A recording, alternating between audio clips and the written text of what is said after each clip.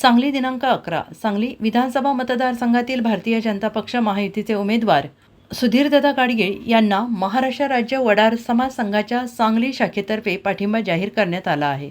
भाजपाचे राष्ट्रीय सचिव विनोद तावडे, प्रदेश उपाध्यक्ष शेखर इनामदार, जिल्हाध्यक्ष प्रकाश ढग, नितीन शिंदे, दिनकर पाटील, स्वाती शिंदे यांच्या उपस्थितीत माजी नगरसेविका माधुरी कलगुटकी आणि युवा नेते आशुतोष कलगुटकी यांच्यासह अनेक पदाधिकाऱ्यांनी भारतीय जनता पक्षात प्रवेश केला। वडार समाज संघाच्या प्रसिद्धी पत्रकात म्हटलेलं आहे की वडार समाजाची जातीचे दाखले आणि जात पडताळणी प्रमाणपत्राच्या मागणीबाबत पाठपुरावा करण्याचं आश्वासन मिळालं आहे। सांगली विधानसभा मतदारसंघाचा चौफेर विकास सुधीरदादांनी केलेला आहे।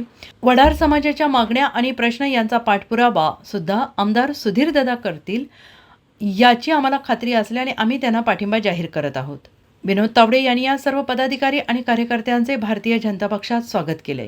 पक्षाचे सांगली जिल्हाध्यक्ष विनायक कलगुटकी, युवा आघाडीचे अध्यक्ष राहुल सावंत, शहर जिल्हाध्यक्ष सुरेश कलगुटकी, शहर जिल्हा उपाध्यक्ष श्रीराम आलाकुंटे, उमेश वडार, बांधकाम विभाग अध्यक्ष शेखर कलगुटकी, शहराध्यक्ष दीपक वडार, कार्याध्यक्ष गणेश साळुंखे, सचिव राकेश कलगुटकी, संदीप धोत्रे, शहर उपाध्यक्ष संदीप वडार, संतोष पवार यांच्यासह अनेक कार्यकर्ते उपस्थित होते।